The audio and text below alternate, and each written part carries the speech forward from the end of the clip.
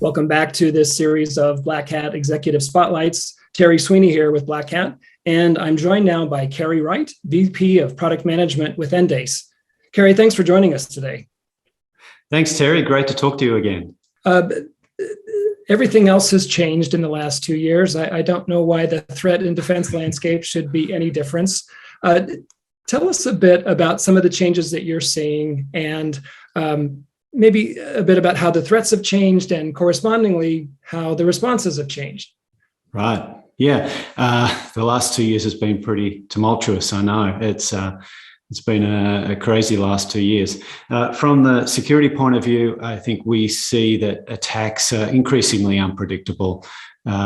Supply chain attacks coming in, new threat vectors, early use of 0 days. That's a big theme that I'm seeing, is early use of 0-day threats before they're published or before they're known. Really an increasing sophistication on the attack front.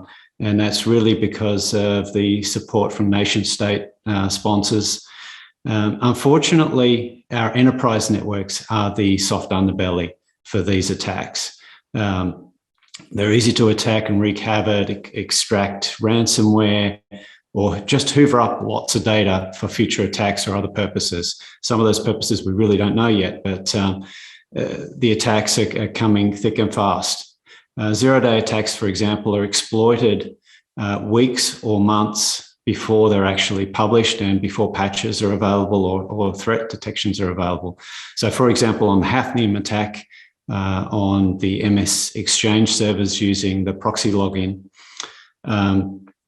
that began back in January this year, but the actual patches for that weren't available until March. That meant that there was probably a couple of months of vulnerability there where IT departments couldn't defend their networks. So from a defense perspective, teams are starting to realize that it's going to be impossible to always defend your networks against all threats. So incident response and threat hunting are now very important elements to that defense strategy. And a key part of that strategy is really to collect detailed evidence and be ready for threat hunting and incident response with logs and alerts and a full record of continuous packet data. Well, of course, the global shift to working from home has also expanded the attack surface exponentially, I think it's fair to say. Absolutely.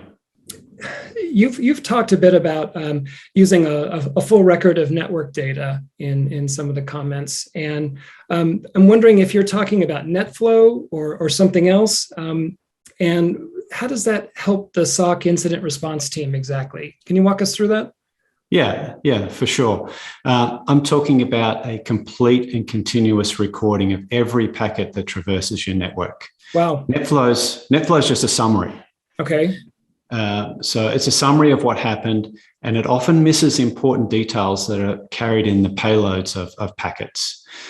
Recorded network data has become the standard of knowing exactly what happened at the time of the attack. You know, often attackers will hide their traces by deleting logs or modifying registries, wiping machines, etc.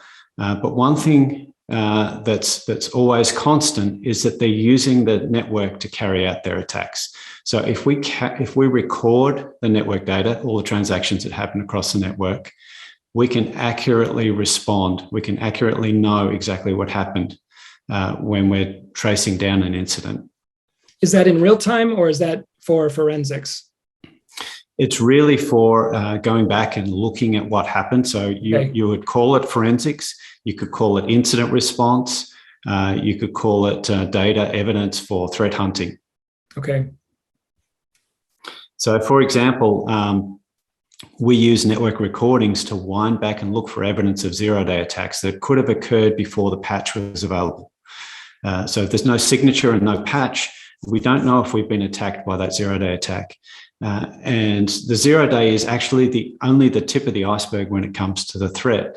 It's the stuff that happens downstream after that 0-day attack or exploit has been run that we're most worried about. So if we can wind back the clock and use the benefit of hindsight, which is what we get with network recordings, we can go back and look for evidence of that 0-day being executed, and then any downstream activities such as command and control or root shells being installed or other things that we might be concerned about, like such as lateral movement, etc. That's the important aspect that we need to be prepared to look for, and recorded network data helps us look for that. It used to be very cost prohibitive to record network traffic like this. Only the most well-heeled customers could really afford to do something like that. Talk a bit, if you would, about what's changed to make network recording more cost effective for more kinds of organizations. For sure, yes. You're right. This was a premium technology used by high-end SOC teams. However, there's three primary innovations that have helped bring network recording within reach of many more security teams. Firstly, the cost of storage has dropped dramatically over the last several years. So we're now seeing 18 and 20 terabyte drives. We're seeing them being actually quite affordable. We can bring them together in large RAID arrays and make quite large, dense storage systems. And using hardware compression and things like smart truncation, innovations in these areas help us store, weeks or months worth of network data in a cost-effective way. The second is fast global search of recorded network data. So if you're putting these network recorders across your network in key locations, it's all very well and good to record all of that data, but you also need to be able to get fast access to searching that data, to find those threats, to actually pinpoint the needle in the haystack quickly. If you can do that fast and efficiently, you get a big benefit in terms of workflow effectiveness. The SOC analyst is typically they like to get onto an incident and investigate it through from start to finish without having to context switch. So if we can fast search that data, give them the answers quickly, they can continue on with their investigations. If they have to wait hours for that search result, then it's quite difficult for them, because they then have to drop what they're doing, move on to something else while they wait for that result. So context switching and fast search go hand in hand.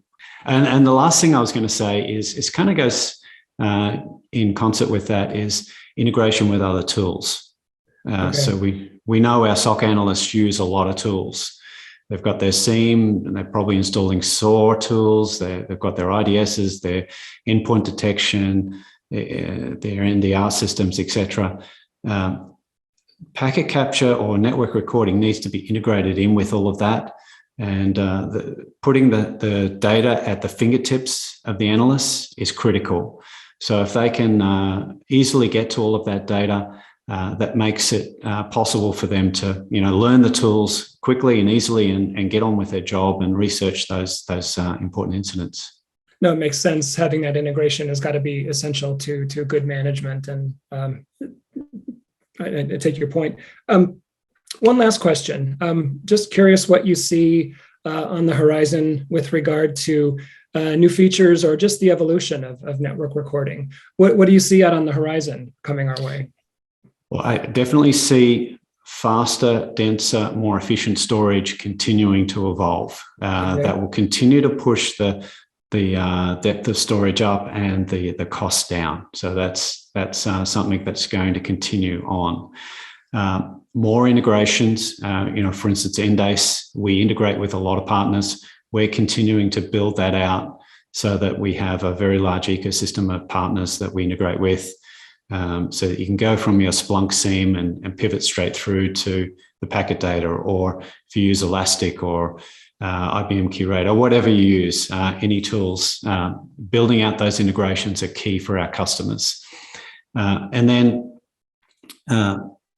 being able to more easily extract other types of insights out of the packet data.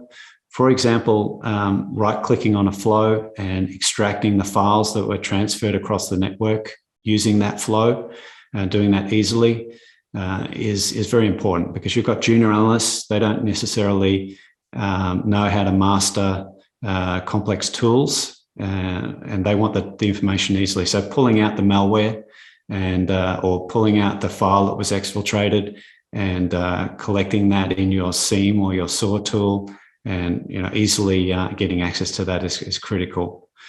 And I guess the last thing that we see is kind of a shift to being more agile in defense, especially network defense. There's a lot of really cool tools out there. We've got AI tools coming out, new NDR technologies, etc.